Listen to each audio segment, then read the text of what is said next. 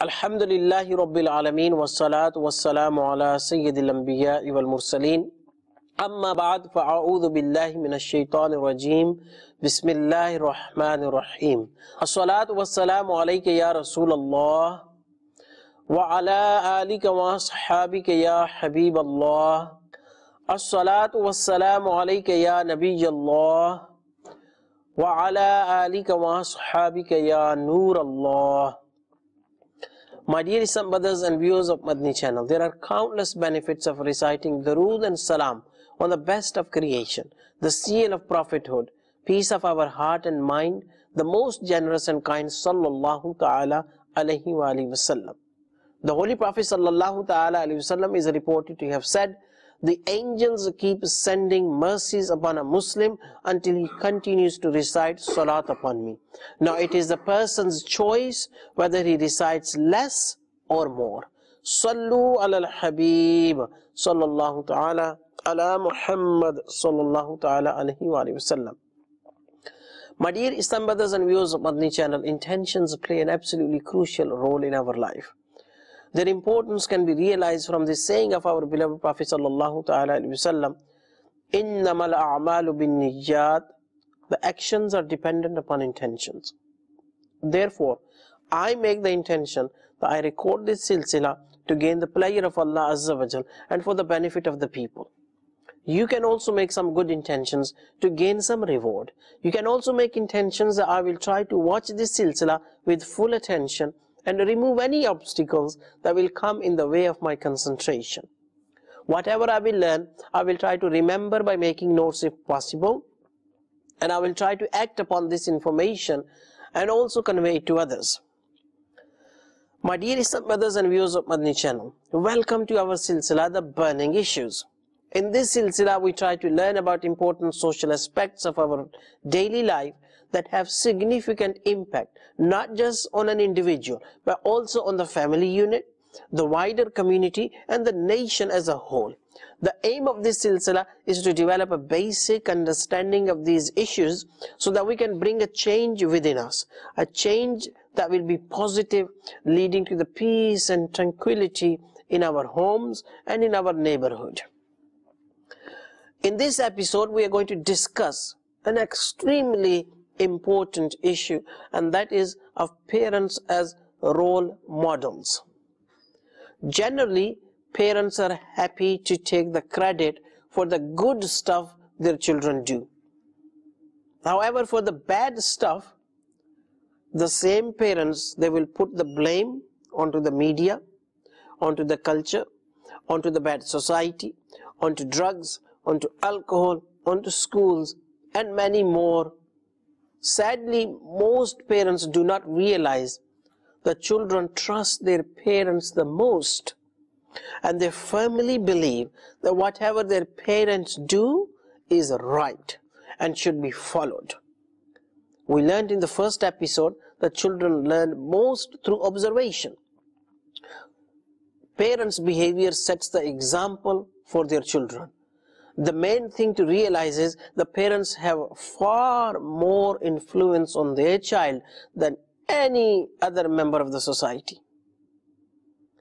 A teacher once warned a group of parents to be careful how they behave in front of their children. He said, "The way your children interact in school, I know which one of you treat each other respectfully. I know which one of you use foul language at home. I know everything about how you behave in your home by the way your child plays, talks, and behaves during the class." Your child is going to take your behavior and broadcast it to the world. Make sure that what he is transmitting is something you want the world to see. The single most important thing that a parent can do to educate a child is to provide the child with a good role model. A parent has to work a whole lifetime becoming the type of person that he wants his child to become. The most important people in the world in the child's eyes are his parents. They are his first and most important teachers. The behavior of a parent leaves a permanent impression. in the child's subconscious mind. They feel that everything their parents say and do is true and proper way to behave. We all wish that our children would do what we say and not what we do. However, this is not how the mind of a child works. The intellect of a child is not fully developed. As a result, children function on an emotional level, absorbing more from what they see and hear around them than from what they are taught. Your job as a parent is to be the best role model that you can be. I agree that it is hard, but that is the way it is. Sadly, today there are very few parents who are positive role models for their children. This is a major burning issue. The lack of understanding in this regard leads to significant distress to the child, his parents, the family, and it has significant impact on the community and the whole nation. And we must not forget that negligence in this matter will be the cause of significant distress on the day of judgment as well. This is because we are duty bound by Allah Azza wa Jal to give a good upbringing to our children, and we will be questioned about this duty in the court of Allah Azza wa Jal on the day of judgment.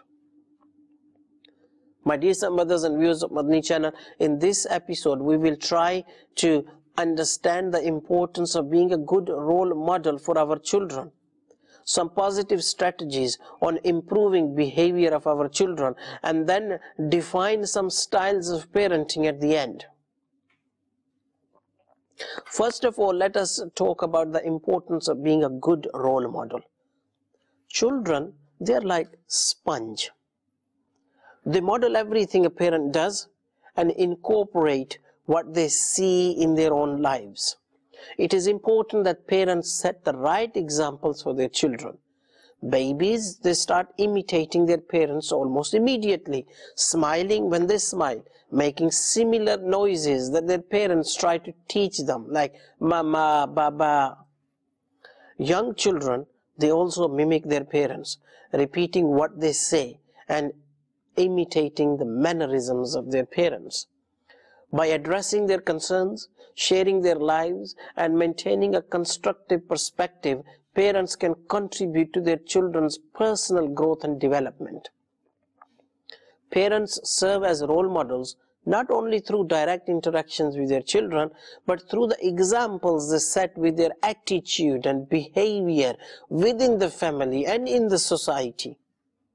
As children develop, they need guidance on an increasingly complex array of issues and problems. Parents can share with their children some of the choices and decisions they make in their lives, and let their children learn from these real-life examples. By displaying moral and ethical behavior, parents can also impart values which can counter the negative influences children may receive from their peers or social media. The responsibility of being a role model can also encourage parents to better themselves as well. Role models are human, they make mistakes. Parents who admit to their mistakes, learn from their mistakes, and strive to better themselves, they can serve as a very powerful influence for their children's emotional growth.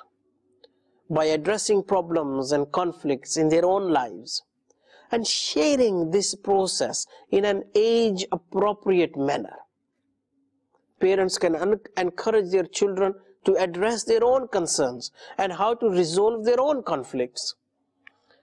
Parents should also display non-aggressive responses to stress and angry moments, so that when their child feels stressed out or angry, then he uses these positive methods of venting out his emotions.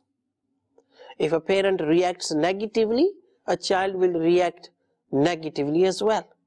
In addition, negative reactions to stress, such as shouting or lashing out, they can scare a child. And negative examples of our behavior can be detrimental to a child's development. and can lead to bad behavior.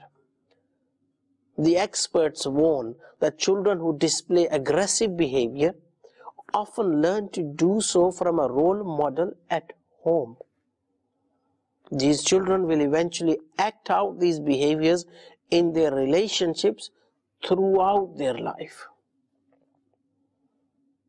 Communicate with your children and stay active in their lives. Take the time to listen and share their concerns so that they feel both loved and respected. The more you listen to your child, the more he will share his life experiences with you. This way you can get an exclusive access to the life of your child when he is at school or with his friends. This relationship of trust will lead to your child discussing his problems with you. You can then help your child on how to deal with those problems. This will set an example for him on how to resolve problems in the future and make him a confident individual. Practice respect and tolerance with your child and to provide clear standards of what is acceptable behavior. Develop fun and engaging family activities which share and develop the interests of both you and your children. Whenever you interact with your child, be extremely polite to them. Do not hesitate to use the words please and thank you when making requests to them. You must always choose kind and respectful words when speaking to your children. This will instill in them kindness, politeness, and other important social skills that will help them become good and exemplary members of society. Do not expect others to teach good manners to your children. The only way you can teach politeness to your children is by being polite to them yourself. Remember the example at the beginning where a teacher warned a group of parents. He said, the way your child interacts in the classroom, I know which one of you use foul language at home. I know everything about how you behave in your home by the way your child plays, talks, and behaves during the class. Life is full of different choices. We all have different likes and different dislikes. This can sometimes give rise to difference of opinion amongst parents. This also happens in the life of your child. Your child needs to learn how to resolve his difference of opinion with other children. Parents could even try to act out a difference of opinion about a particular situation at home. Reason it with each other in a relaxed tone of voice and reach a conclusion in front of your child with one parent agreeing to the other parent, explaining his reasons why he has agreed with the other parent. If difference of opinion amongst parents is done fairly and with maturity, a child can actually benefit from seeing how conflicts are resolved. Being able to resolve a difference of opinion is one of the greatest skills. Those individuals who have this skill, they have healthy and happy relationships with everyone, and they lead a very peaceful life. On the other hand, those individuals who lack this skill, they will get upset with everyone. Small differences will turn into big ones, and they will break ties with family members, their friends, or even colleagues for years to come. However, parents must avoid any verbal fights in front of children, as these are extremely hard on kids. Children may blame themselves for parents fighting, and this may be traumatizing for years to come. Children may develop low self-esteem and may even behave violently towards other children. Dysfunctional families breed dysfunctional children. children often repeat this behavior in their future relationships as well. I hope that you now realize the significance of displaying a model behavior in front of your child through these displays of good behavior. Your child will automatically copy you. This way you will improve your own personality and help your child become a balanced individual. In addition to the skills mentioned previously, you can demonstrate in front of your children good timekeeping, helping or doing house chores, money management, prioritizing tasks, looking after elderly parents, helping your neighbor, offering your daily prayers, reciting the Holy Quran, giving sadaqah, charity, learning compulsory knowledge of Islam, practicing beautiful sunnahs of our beloved Prophet sallallahu ta'ala alayhi wa alihi wasallam, participating in the weekly sunnah-inspired ijtimas of Dawat Islami in your locality, watching Madani Channel, traveling on Madani Kafilas. Think to yourself, how many times you have demonstrated these behaviors in front of your child? Your behavior for the child is like the seed in the soil. If your behavior is according to the beautiful character of the Prophet sallallahu alaihi wasallam, then your child will grow to be a flower of Medina. I don't think I need to mention the flip side of the coin. Today we complain about our children adopting bad behavior. Who are we complaining about? We must reflect on our own behavior, rectify it, and then see the benefit of it. Let us now move to the second topic of this episode. In this topic, we will discuss the important skill of rectifying the mistakes of your child through what we call as constructive criticism. This is another major issue with many parents. They may not appreciate the good behavior of their child, but the moment a child makes a mistake, off they go with words like, "You are useless, you cannot do even the simplest task. How many times I've told you to do things properly? You are such an idiot." Let's pause for a moment. Let's try to put yourself in this situation. You are at work and you end up making a mistake. Your boss comes to you and says, "You are useless. You cannot do even the simplest task. How many times I've told you to do things properly? You are such an idiot." How would you feel? This is exactly how your child feels. Would you like that boss of yours? Well, your child doesn't like you either when you use these words. You will even try to change your job. Well, your child will try to find another alternative role model as well. When your child grows up and he has his own life, he won't be very close to you. He won't come to see you that often. And if you were to get terminally ill, he will put you in an old people's home without thinking twice. Putting one's parents in old homes is not acceptable at all. However, parents' actions, they have long-term consequences. Don't blame your children for everything. Try to look for your own mistakes as well. We have an obligation to teach our children how to conduct themselves properly in front of others. Part of this duty requires us to correct their mistakes in their behaviors. One of the ways we do this is through giving our children constructive criticism. First, we need to stress that to rectify their bad behavior is not an option, it is an obligation. As parents, we have a duty to redirect our children. It is not in our children's best interest, nor do we do them any favors if we do not guide them properly. When we see things that come up in their daily lives that they do wrong, we must correct this behavior. How can we as parents redirect our children's behavior in such a way that it does not get in the way of the healthy parent-child relationship? Very important question.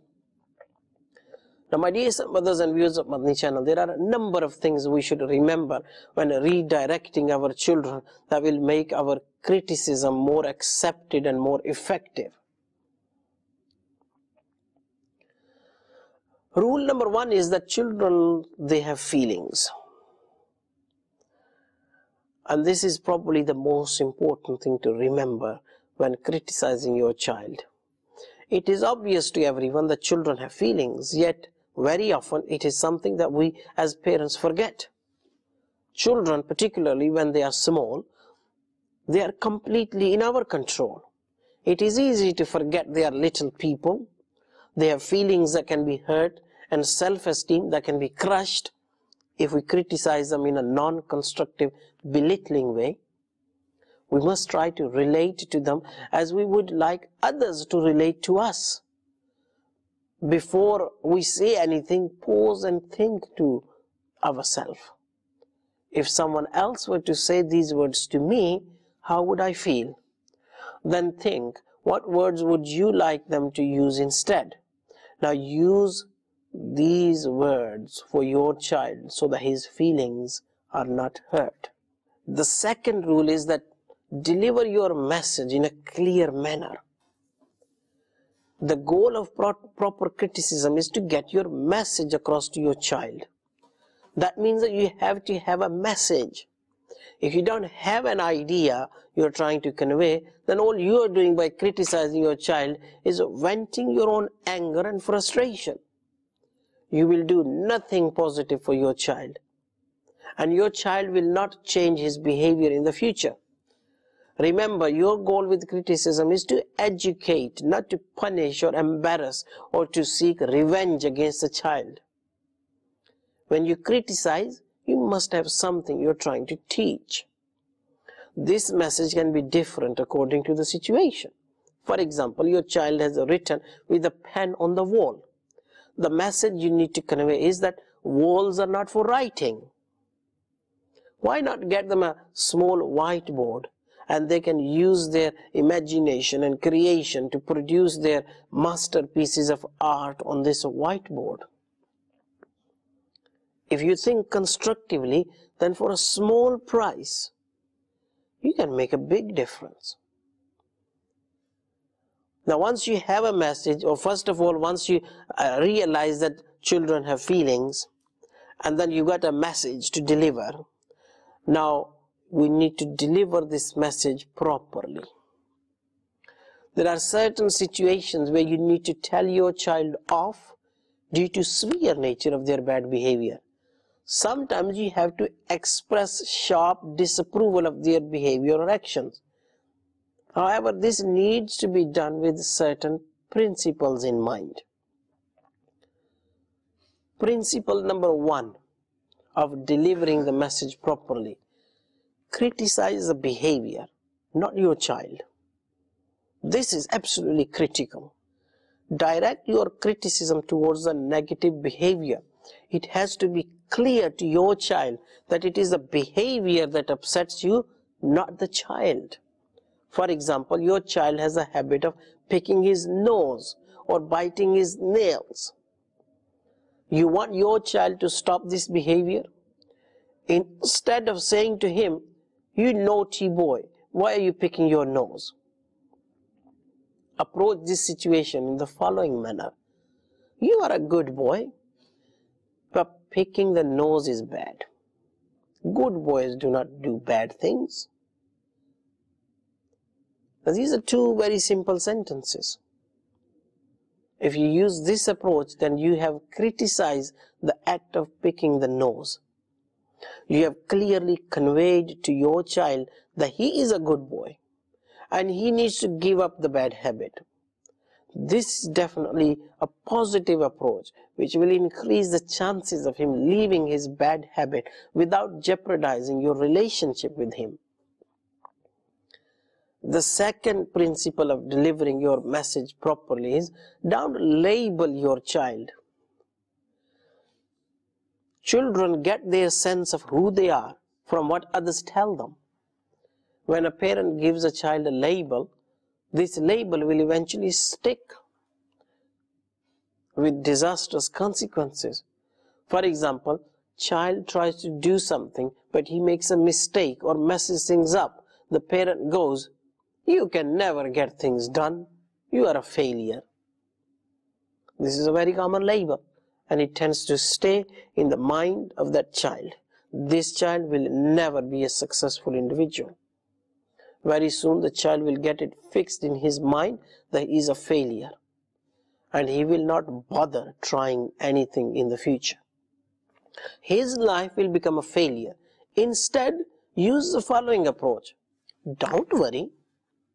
Let's analyze what went wrong so that next time you can become successful. Then help your child identify what went wrong and what is that they need to do next time to ensure that they succeed. This approach will help your child learn from his mistakes and turn failures into success. On the contrary, there are so many adults out there who are unable to achieve their full potential because their parents put this label on them: "You are useless." The third principle of delivering your message properly is that if you need to tell off your child, you need to tell your child off in private. It will be hard enough on your child to have to bear your criticism. You should do everything you can to spare him the embarrassment of being told off in front of others. If you tell your child off privately, he will definitely respect you for this, and this will increase the chances of him stopping the bad behavior. Tell your child off in front of others, and he will hate you for this. He will get more angry and will become antagonistic and up the ante. The fourth principle of delivering your message is don't dwell on the past. The only valid criticism is for the future. What the child did is over. You should acknowledge the mistake, but make it clear that the reason you are speaking to your child is so that he can improve in the future. Those parents who frequently keep mentioning previous mistakes of their children, this causes the child to develop low self-confidence, low self-esteem, which leads to significant psychological issues and distress in their future life. This child will always be nervous and afraid of trying anything. Now, once you acknowledge that children have feelings, you got a message, now you've delivered it properly, the fourth principle of rectifying is offer an opportunity to the child to correct the wrong himself. Sometimes we need to wait before we rectify the wrong behavior. Your child should also be given the opportunity to redeem himself by correcting his mistake, by realizing his mistake. You should have suggestions how the child can correct the wrong. This will give your child the message that he can't hurt others and just walk away. He must say he is sorry or do the victim a favor. It gives him a chance to take responsibility for his actions. It also allows him to put the misdeed behind him and move forward. If they spill a drink on the floor, rather than shouting at them, politely request them to clean it up. If they write on the wall, again request they need to wipe it or rub it off. This approach will be much more counterproductive than shouting and getting angry. The more you get angry, some children intentionally will do wrong stuff to get their parents angry, to get their revenge. So be wise, stay calm, and put the responsibility on the child to rectify his own mistakes. This is the type of punishment which will reduce the likelihood of this behavior repeating itself. Now the next step is that deliver the criticism with love. How can you deliver criticism with love? This is vital. Criticism is a gift. It is a gift of knowledge. It is a gift of values. But it is an unwanted gift for your child. Still, it's a gift nevertheless. No one wants to hear criticism. Our goal when we give criticism is to do it as painlessly as possible, so it will be received properly. It must be clear that when you deliver your message, that you are doing it for your child's sake. If your child knows that what you are saying is because you love him, the message will be better received. You can simply say to them, that beta, you've done this wrong, and I'm only rectifying it because I love you. But if you get angry, all the child will hear is anger. What the child will hear is, you don't like me. Nothing else will be heard. You must make it clear to your child that you are criticizing because you care about him. You cannot let the message get blurred out by the static of your emotions. This is not easy. It is easy to talk about it and to listen to this when no one is around and things are calm. It is much harder to apply this idea when there is a storm going on and the tensions are high. Still, we have to acknowledge at least the proper way to do things, or else we will never be successful. Sometimes it is better to actually delay the criticism. Commonly, we have a knee-jerk reaction to respond immediately when we see our children do something that we don't like. This is a normal reaction. However, you should always try to think if this is the best time and place to criticize your child.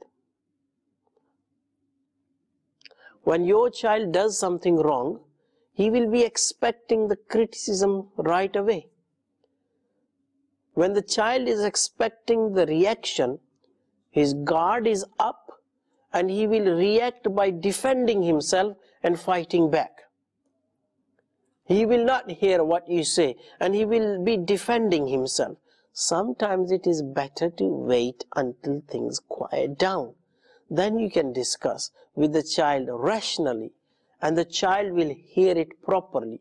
You will also be calmer and be able to deliver a better message to your child. And sometimes no criticism is the best, because the purpose of criticism is to correct future behavior.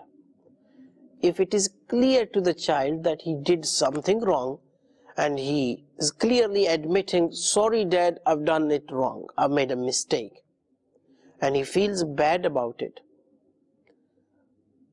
and he is not likely to repeat it, then there is no added need by acknowledging his misdeed. We do not need to criticize this child any further, because he's already accepted that what he's done wrong and he said he will not do it in the future. My dear brothers, I know it is hard to be a parent, but the more effort we put into steering our child on the proper path to adulthood, the more happiness you will have when you share in your child's successes through his life. Sadly, I have ran out of time for this episode. There are still some Madani pearls left for this topic, which we will inshallah try to cover in the next episode. Keep watching Madani Channel. Sallu ala al-Habib sallallahu ta'ala ala Muhammad sallallahu ta'ala alayhi wa alihi wa sallam.